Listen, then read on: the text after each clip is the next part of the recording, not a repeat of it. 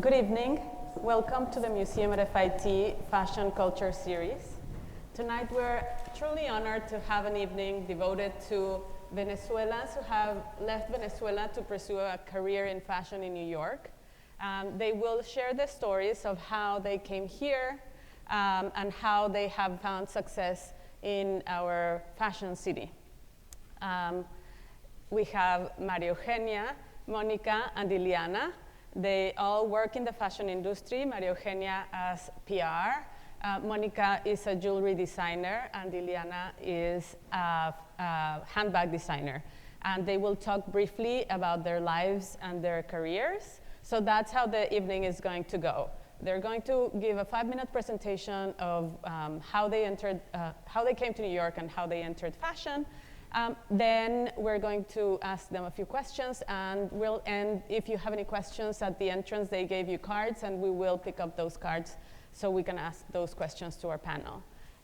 So thank you for being here tonight. And if we can have the first PowerPoint, please. So Maria Eugenia Escobar. Hello, my name is Maria Eugenia Escobar, and I am going to let you know about my life, and I'm going to tell you a story about my life and how I started my career in New York. I'm very happy and honored to be here tonight with these two talented Venezuelans.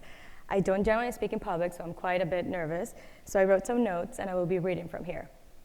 Growing up in Caracas brings to mind the best memories, and I wish one day Venezuela will be back to the way it was in the late 80s and early 90s. I remember Venezuelans were always very cosmopolitans. Did you know that the Concorde flew to New York, Paris, and Caracas from the very beginning? Even the local watches at the airport terminals will show the times of London, Tokyo, and Caracas. Venezuelan telenovelas were the trendiest in all Latin America, even watch in China. In my country, it was very important to be trendy. People were always on top of the latest styles. Venezuelan women were very famous for being beautiful, but also yet very fashionable.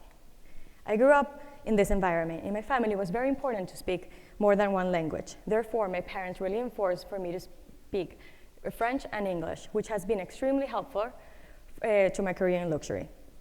I'm very close to my family who has lived in London, Paris, New York, and Boston, which gave me the opportunity to be very international. They were citizens of the world, but also incredible Venezuelans, despite the challenges they face today. Venezuela was so fantastic that people such as my family still don't want to leave. Personally, I have always loved fashion. In my family, when you turn 15, there is a tradition that you get a handbag and a watch. I was so excited about this day that I couldn't believe the day I turned 15, I was going to have these objects that signify fashion and luxury to me. In school, I was always buying and reading the latest fashion magazines. I tried to shop what was trendy and wear clothes with style. I come from a family of lawyers and very intellectuals. And my plan was to study law. Then that changed when I went to Paris for a year to study French. I came back determined to study fashion.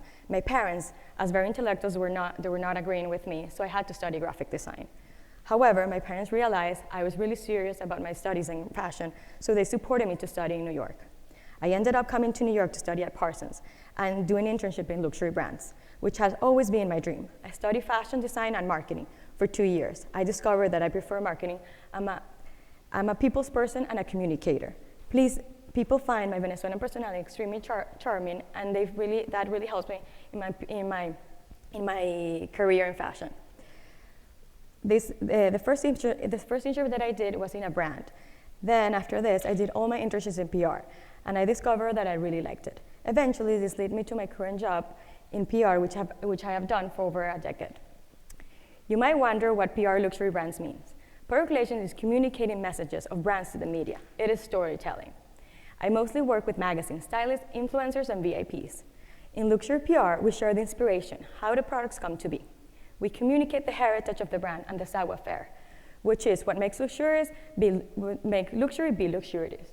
It is the craftsmanship, the tradition, the perfection. There are special materials, techniques, and artisans that work with luxury brands to create what we know as luxury products. My job is to help people understand this. Thank you.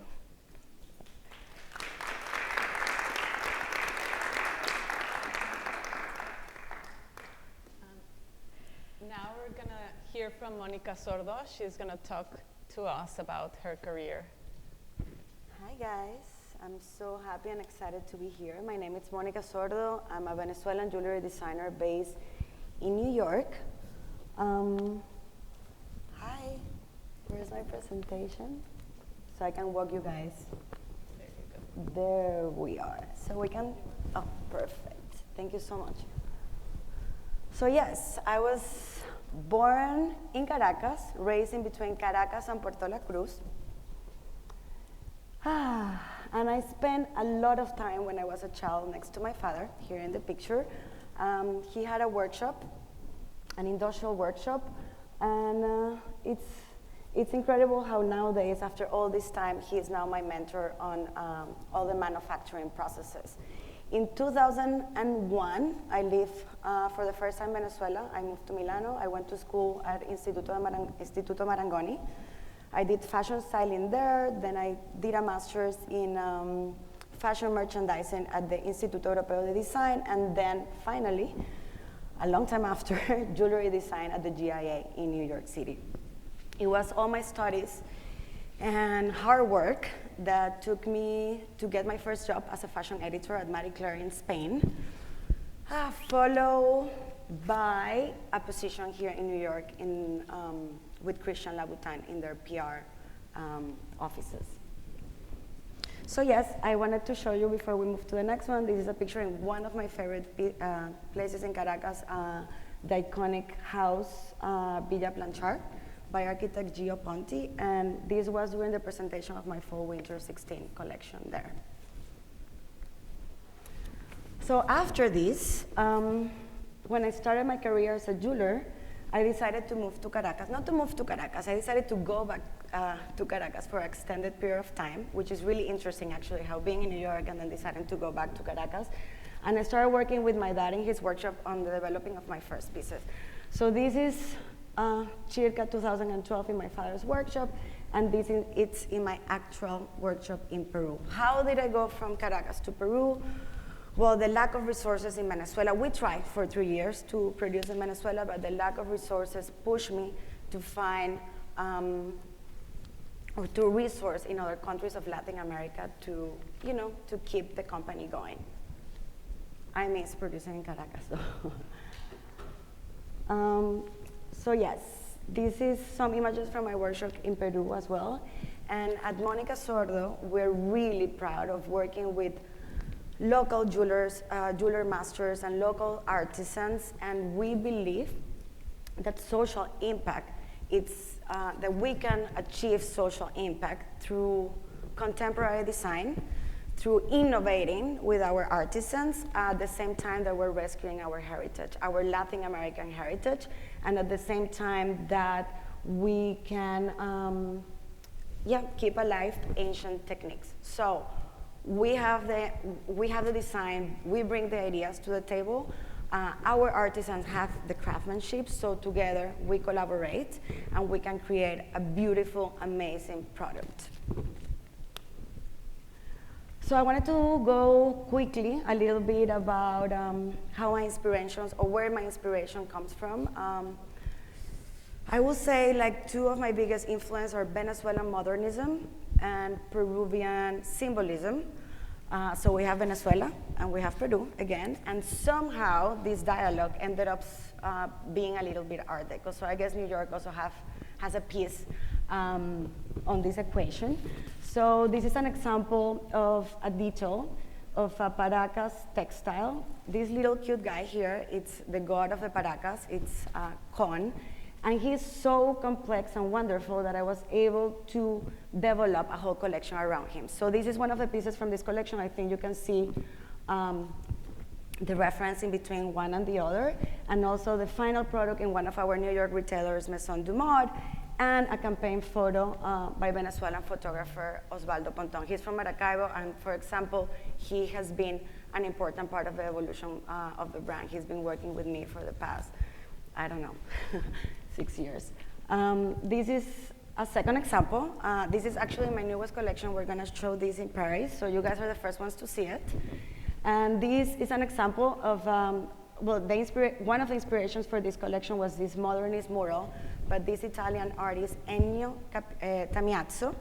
And he was in Venezuela in between the 53 and 59, and basically through his work, he was representing the different ethnicities of Venezuela. So what took my eye was precisely the different eyes of the different women from these different ethnicities, and that's how this piece come out. If you can see it, it's like an eye inside another eye, inside another eye. And to finish, I also wanted to share with you one of my latest images from my Spring, Summer, and 20 campaign, also releasing next week in Paris. And this is was such an exciting project, not just because I went back to Caracas to shoot for the very first time, but also because I had the opportunity to shoot at La Ciudad Universitaria, Universidad Central de Venezuela, by the architect Carlos Raúl Villanueva, who, together with some avant-garde artists from the mid-century, they collaborate on putting this beautiful space, a masterpiece, together.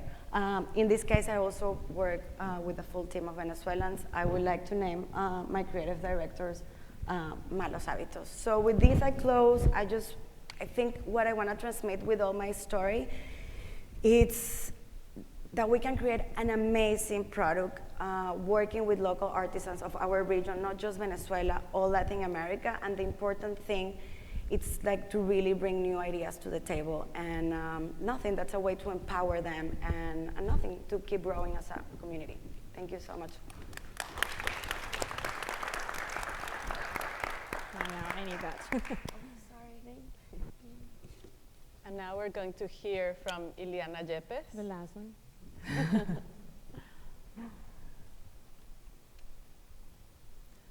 Okay, hello everyone. Welcome. I'm going to tell you a little bit about my story. My name is Yliana Yepez, and I'm the creative director of Ileana Yepez Luxury Handbags. I have a background in modeling, and that's what everything started when I was 16, and that's how I just love fashion so much. And also when I was modeling, I was studying business, and it let me open my first company with a friend from college that I called Blues by Kiki. I had Blues by Kiki for 18 years in Venezuela, and I run 8 standing stores. And I never thought that I was going to be able and finish or end in being a handbag designer, because I always wanted to be an actress, but it never happened. And I visited a factory in Venezuela when I was deciding to see in which direction I was going to go. And I found this factory, and I got in love of what's going on there, that I wanted to pursue and open my first company. So I ran this company for 18 years, as I told you, and I learned so much because it gave me the opportunity to understand how to run a business. So I learned about distribution, I learned about marketing, payroll, rent, and collections. So it was a very learning process. I did a lot of mistakes, but I really, learned a lot. The only thing that I didn't put on my equation was that it was a problem and a political situation, terrible situation in Venezuela. And I decided it was time to leave Venezuela with my husband and thinking to put in my family safety first. So I arrived to New York City in 2009. And I thought that I was going to be able to bring Blues by Kiki in New York, but I couldn't. It was wrong. And my headquarters were in Venezuela, and it was, it didn't happen. So I decided to close my business after 18 years, and it broke my heart. It was very hard. I was very sad. But I still wanted to pursue my, my career. I was a handbag designer, and I didn't give up. And I decided to start a new company in New York. So Yliana Yepez was born in 2013. I just dived in with the sharks. I was ready. I knew it. And I put my name on it. Everybody told me I was crazy, that I shouldn't do that because I was going to fail. But I thought that it was the right time to do it. I got lucky because when I started doing handbags in New York, I wanted to tell people about my work and my heritage, and I wanted to create bags that speak by itself, and not just, not just the typical bag, but something that tells my heritage, where I come from, my ideas, my experience. and that I am Latin. I love color, and I'm Venezuela, and I want that bags to speak what I was. So I got lucky that I got Bloomingdale's as my first store, and it helped me a lot, and it put the brand out there, and then other stores follows. We are right now expanding our company, and we have been with the company for 6 years now, and we are so lucky that we have been. Let's say that a lot of people believe in the company and believe in my work, and we are now in more than 300 magazines around the world where my work is, exposed, and my heritage and my point of view about doing handbags, very colorful and very Latin. Also, I was lucky that a lot of the celebrities took my work into their hands, and they wanted to take these little pieces out there in the red carpet, and of course it created a lot of brand awareness.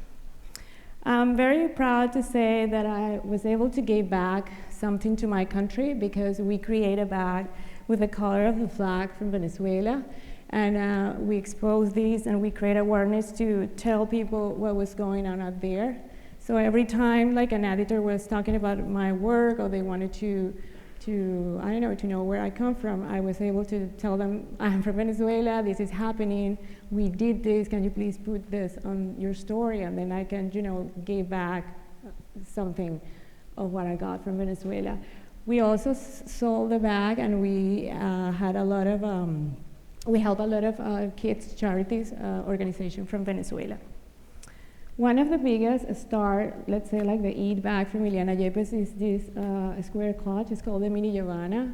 Every season we do it in a different pattern, and my creation, get out there in every crazy inspiration that I got, and you can see that they're very colorful, and well, it's just like a Ileana Yepez world there.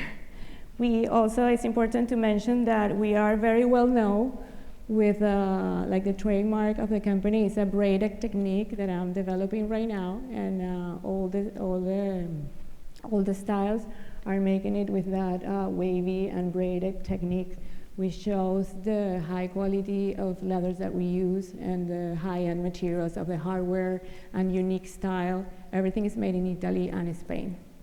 Now I'm going to show you a video, and you're going to see a little bit about the work that we have done. I'm very proud to say that I did the right decision, that it was right to do and jump and dive with the sharks. And I'm so glad that I'm just doing my passion. I won't regret it.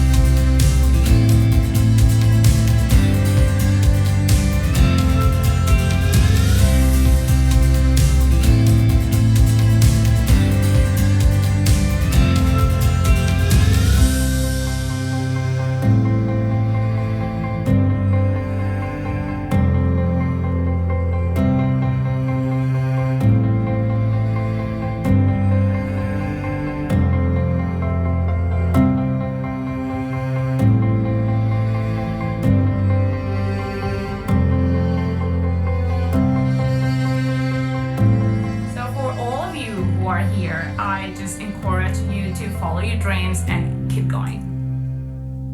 Thank you.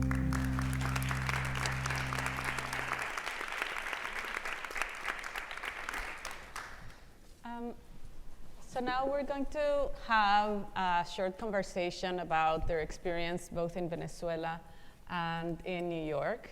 And the first thing I want to mention is that last year I participated in the Latin American Fashion Summit organized by Estefania Lacayo and Samantha Tam. And there were people from all over Latin America. Monica Sordo was one of the people who were there. And what impressed me and what inspired me to organize this conversation was that I saw that Venezuelan designers and brands were particularly well organized and also showed a lot of resilience. And when we were all there together, and there were people from many different countries, there was this very clear group of people from Venezuela who knew each other, who were a community, and who were clearly a solid group. And I thought that that was something that needed to be investigated further, and it was important to have a conversation about it. So this, in a sense, is to honor the spirit of Venezuelans and the Venezuelans who are abroad, and to share how positive they can be even in the face of adversity. So my first question would be, coming from Venezuela, you could have gone to many places. So each one of you, and maybe we'll start with Maria Eugenia, how did you decide, how did you end up in New York City? Well, I always lived here. I always loved to come to New York, and my grandparents lived here.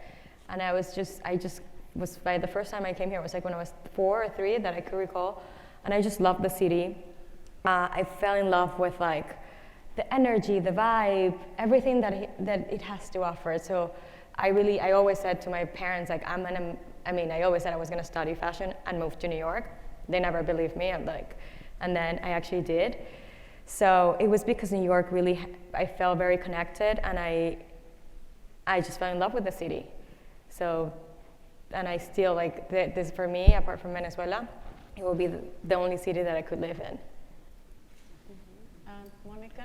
So I think we share a similar story. While I was putting my thoughts together for this chat, a memory actually came back to me from when I was a kid, and I was in New York for the first time, probably Midtown, a few blocks away from MFIT.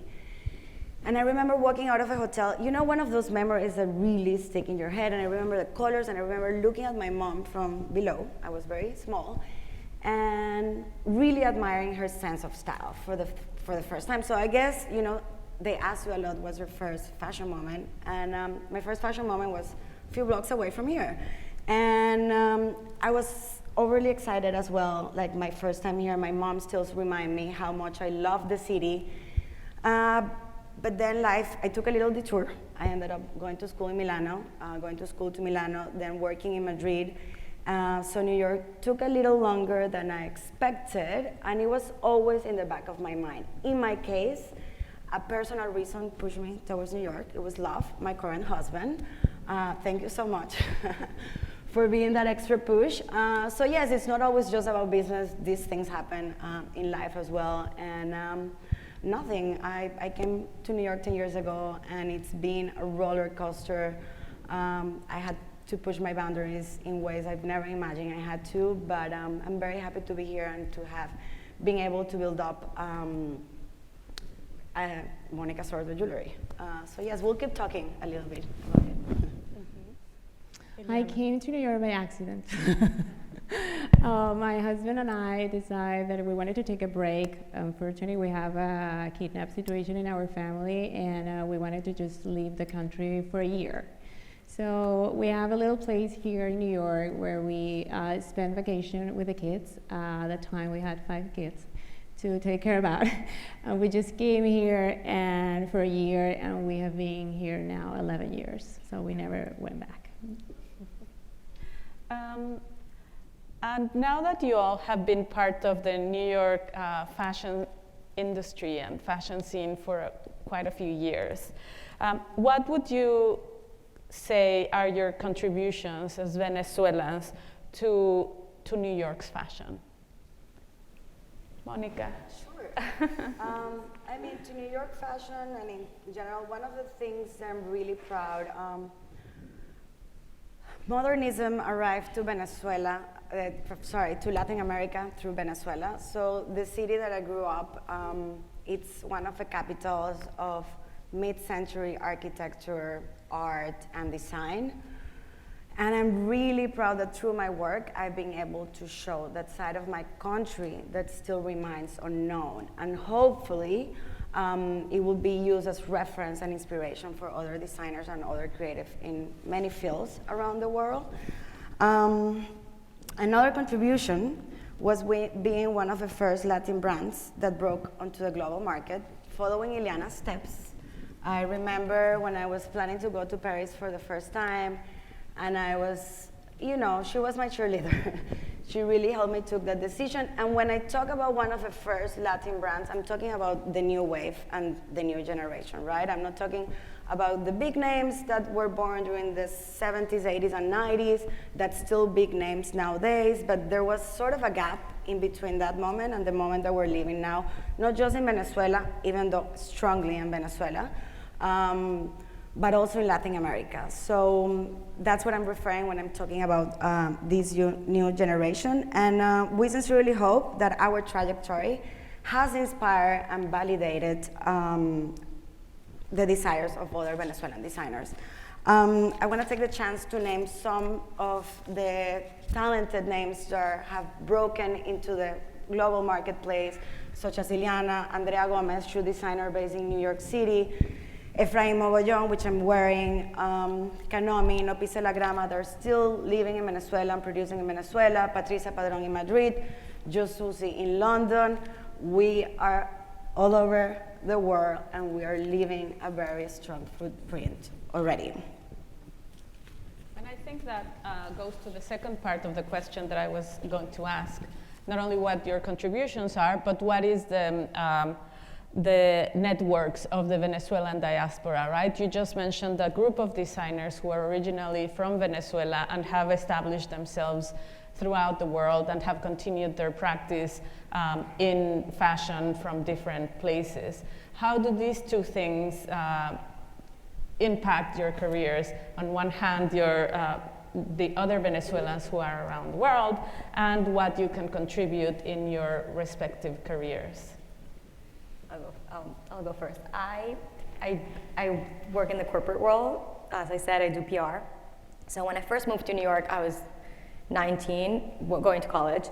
So no one, I mean, it wasn't as all this flow of Venezuelans that we have now. For me, coming to New York and working in a corporate world, it's just my Venezuelan personality didn't bring a lot to the table because, you know, it is a culture shock, especially when you were so young and you got into the corporate world. And no one is Venezuelan and you're almost the only Latin person working there. So throughout the years, it helped my Venezuelan personality, and it helped your charisma, your hard work, and you really nowadays in the luxury world, they'll know that there is a Venezuelan working there in the corporate world, which hasn't really happened in a very long time. So that's something that I'm happy and I'm proud about, because it's just continuous work and continuous being methodic, continuous work, and really literally bringing the best of being Venezuelan, of happy people, because at the end of the day, we're extremely welcoming, happy, and we really help everyone. And that really had helped me throughout the corporate world. Mm-hmm.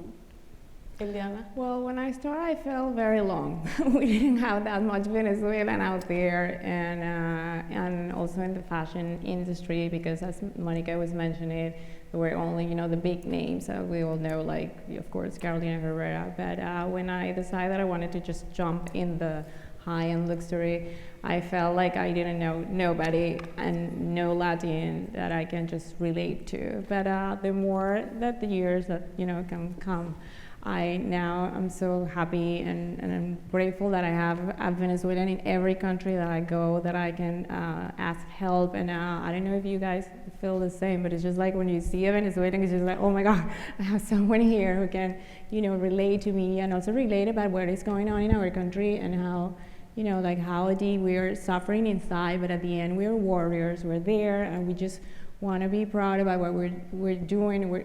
In any field, it doesn't have to be fashion, but it's just like we know each other. It's just we saw the eyes, and we connect right away. And it's just like these Latin Venezuelan bound that we just help each other, and we help in a way that you don't see many other cultures doing that. And this is because what it's what we have been going through so far. Mm-hmm. And I think there's a lot of people in New York who are immigrants. And in the fashion industry, historically, immigrants have been very important, from all the highest levels of design to the large numbers of people who work in manufacturing. So I'm sure some members of the audience here would like to hear what were your challenges as immigrants in New York and how you overcame those challenges.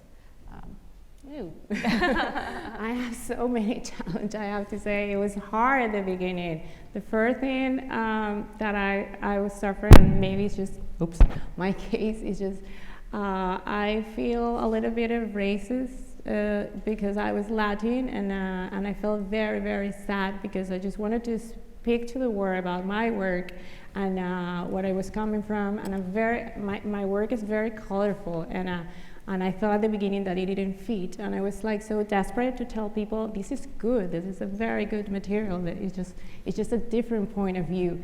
And I was really rejected, and they closed me so many doors. And I remember that I was, like going back home and telling my husband, this is so hard, but you know what, I'm going to do it because I believe in my work, and I don't want them to change and tell me that black is the new color, I have to do it in gray because that's the season color. No, I mean, this is what I feel is right, and I just had to fight for it. So I think, I felt very strong, the racism about Latin people. I think it had changed. I think now to be Latin is cool, and that's something that I have been evolving in a way, and now I know so many Latins who are there, and they know that I'm telling the truth, and now we are so cool because we love color, we are loud.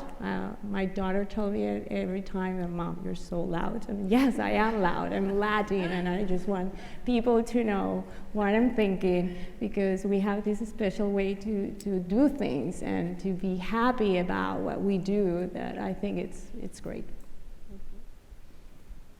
Okay, so first challenge. Yes, I remember the first 2 years in the city, and I was coming from Madrid, as two of the most challenging probably of my life. I had the opportunity to, I got a job in the PR department of Christian Louboutin, which was amazing. But it was an assistant job, and I was coming from being a fashion editor in Marie Claire in Madrid, well recognized, doing great. So I took a job that I was overqualified for, but I turned it around. I decided that I was going to learn from that experience, and I think that's basic in life, when we're going through challenges and adversity, to make it into a learning experience. So I breathed. And I was like, okay, I'm gonna take this experience as I'm taking the best masters in one of the best institutions in New York, and it worked out.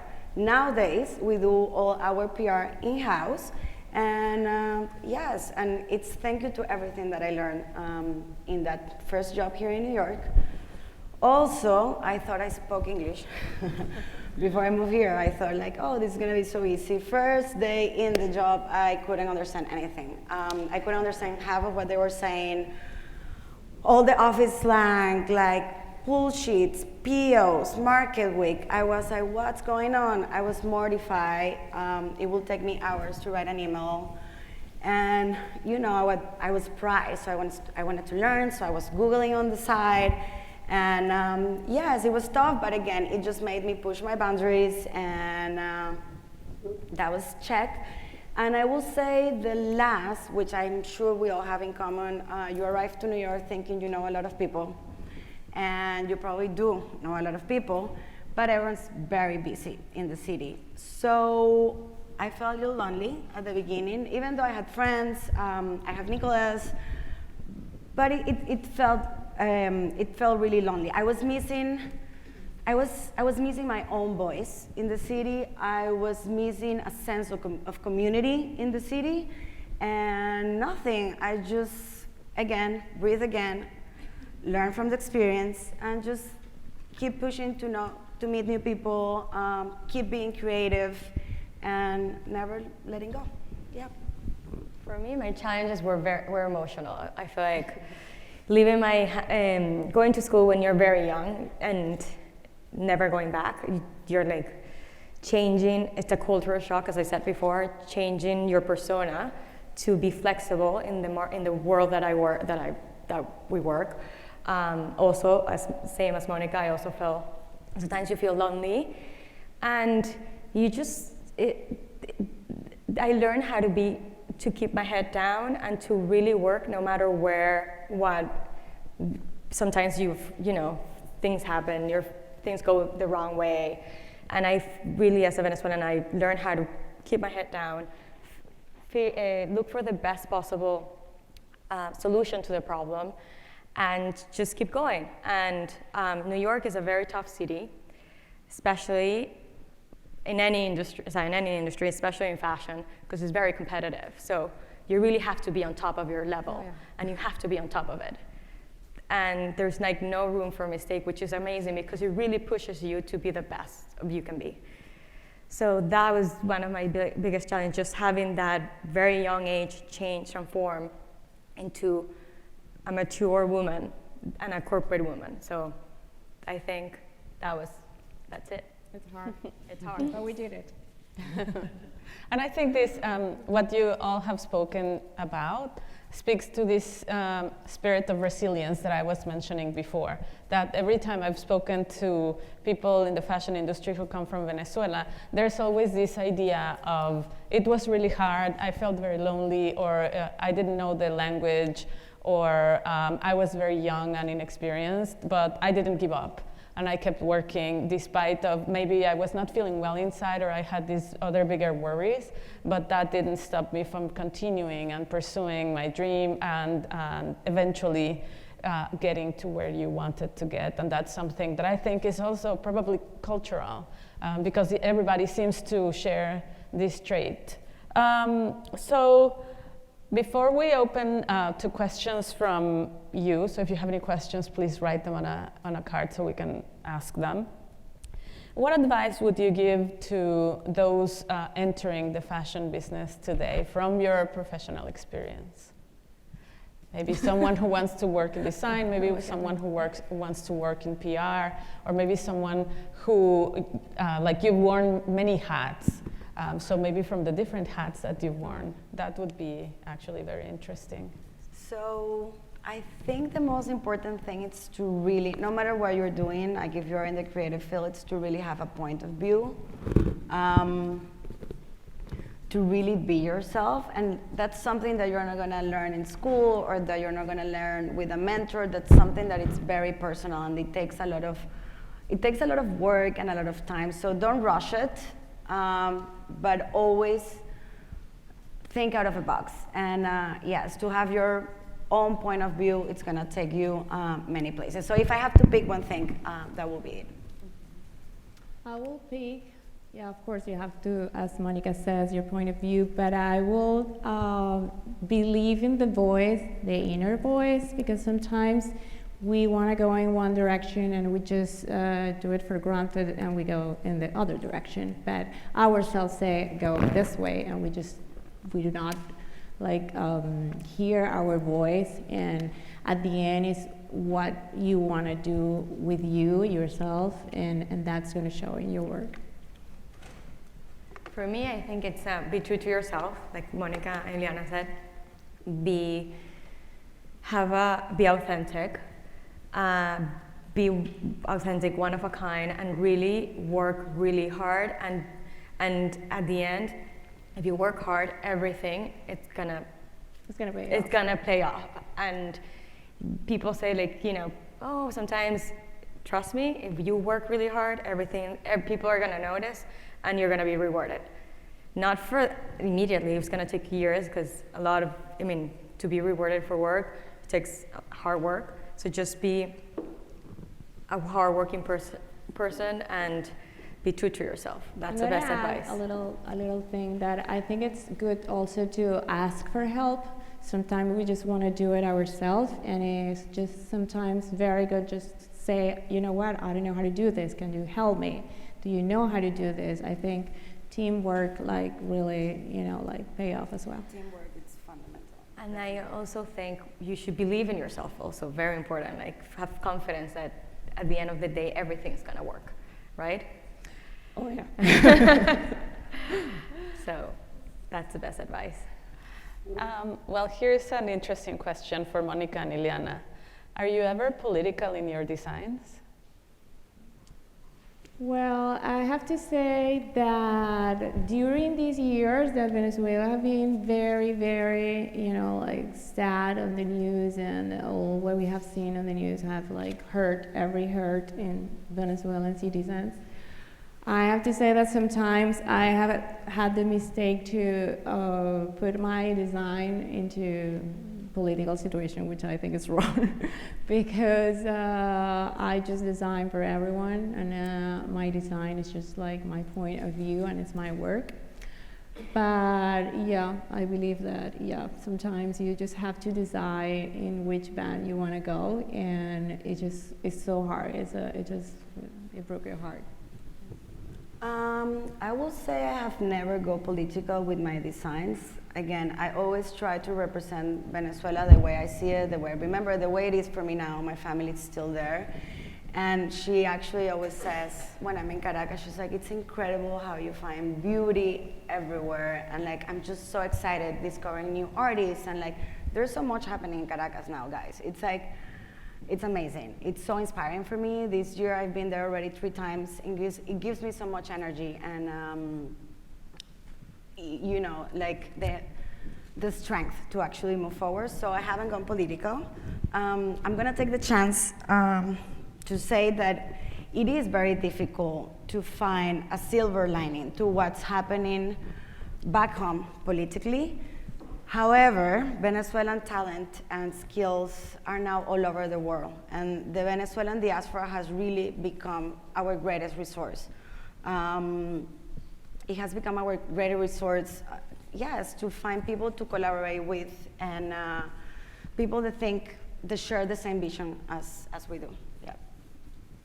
And I want to twist the question a little bit for you, Maru, and just say, from a PR point of view, what do you think? Is it very challenging when designers decide to go political? You have worked in PR, so what have you observed? I just don't think you should go, I mean, that's my personal opinion. I don't think you should go political. I think just be political in the sense of keeping the politics in place. Yeah. So be cordial with everyone, because you don't know what's your audience and who. That's my personal opinion, to be honest. I just think designers should just not be political whatsoever. Just create art, create what they do best, which is fashion and beautiful pieces. All right. And there are multiple questions that want your opinion on where you see the future of the fashion industry in Venezuela. Well, as I mentioned it before, for me, it's having one of the greatest moments. Like, as Tanya started this conversation last year during the Latin American Fashion Summit, we were one of the countries represent with the most designers inside. And I'm not talking just about accessories and ready to wear. There was sportwear, swimwear. It was very complete. So, since I was born, for me, Venezuela, right now, in this exact moment, it's having one of the best moments of its times, yeah. And there are designers who are based in Venezuela, I think. They are. People are not aware of that. Yeah, always. Like I mentioned, Efraim Mogollon, Kanomi, Nayibe Warchowski, No Pise La Grama, Daniela Panaro, and many others, yeah. And they are still working and producing there. Of course, they're exploring their options. Also, you have to grow, and to growing, you also have to go to countries where there's the resources to produce as well, no? But there's a bunch of them, yeah, still producing and working from Venezuela, and doing an amazing job. And this is a question that applies to everyone. What is the most fulfilling aspect of your job? For me, when I see a project, since I work in big projects from start to zero, just from seeing it when it's live and it goes everywhere and you see it and everybody asks you, what was that event, or how did you guys do it? Oh my God, you guys do it best. So that's when I personally, because from start to finish, I'm very happy when that project is done and it's a huge success. Yeah, it's a relief. And going to a fashion shows, that's also extremely fulfilling for me. The most exciting moment for me is just like when I have an idea, and usually my team scream when I have this idea. I remember that I was into doing a docky collection, and they all just look at me with these wide eyes like, what are you talking about? And I'm like, yeah, I want to do a docky collection. It's going to be very colorful. But when you have that idea in your mind and then you finally see it finished and you see it on the stores or you see it in your client, it's just that precisely moment that you understand why you're doing what you're doing, and it's just amazing. That's the best part for my job. For me, it's similar to Ileana. I'm in between. But that aha moment when I'm working on a design with my artisan. I have my right hand, his name is Johnny.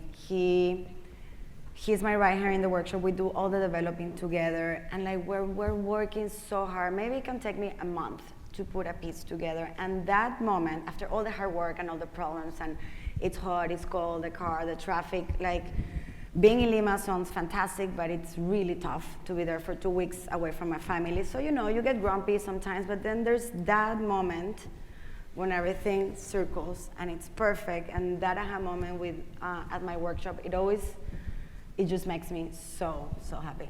Yeah, it gives me back a lot. Here's a question that is for you, but maybe it's also food for thought for me, and it's about the fact that all of you work in luxury, and so this panel is really conversations about the high-end fashion.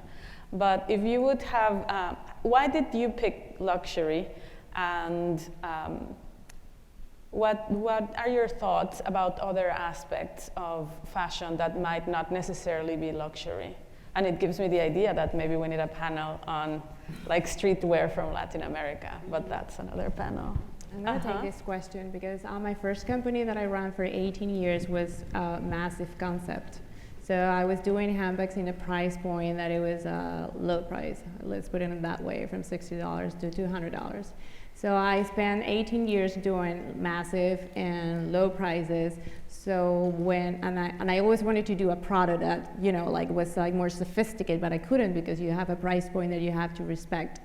So by the time I closed Blues by Kiki, I was ready to go to luxury because I just wanted to try all the pieces and the high materials that I always wanted to work with. And that was like immediately, you know, like a good relation to start with. Me, I think it's something against those lines it's really hard like to work with artisans and to everything to be handmade. Some people may have the misunderstanding that when something it's made with artisan, it's cheaper to make, but it's not. It's one of a kind. As I was explaining, there's, for example, to make the stones of one pair of earrings, it can take a full day of my artisan to finish. So, you know, we just, with the first ideas that I have, we just follow into the luxury price point, let's say, no? But yes, like if you want quality, I want a quality and I want a sophistication. And yeah, it's actually really interesting how a product, even if it's handmade by artisans, it can still be high-end, it can be fashion forward, it can be sexy, it can be feminine, and it can belong to that luxury world. Yeah. And now the last question of the evening. There's more, but I'll give them to the speakers. This is more of a fun question. How do you describe New York style from your personal perspectives? So if the three of you could take a second and think what in your eyes is New York style. It's very business oriented. I mean, for me, New York, it's 90s business, you know, like the black and the gray, like a suit, For me, it still reminds me, I think 90s when I think about New York. Yeah, I think that's a goal that will work in New York any time and any season. I think New York is very, like you said, very business, very sophisticated, but yet also it could be very hipster. You can wear something high end with a pair of sneakers, and that brings that also the coolness of New York. Very black. Everybody wears black in New York, and you go to LA and you're wearing black, and they're like, "Oh, you're from New York." I never wear black, and I'm in black today. I always wear black, and it just you dress up to be in the city. I feel like, in a way. I see more like New York is freedom. It's just like, well, I work on 37th Street, and there's no black there.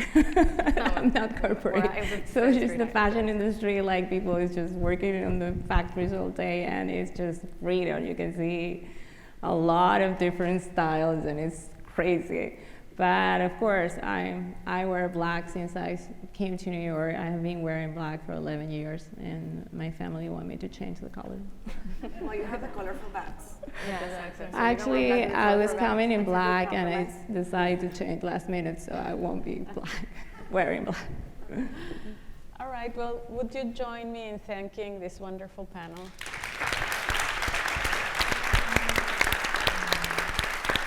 Thank you for coming. Ready? Thank Wow. you. Wow.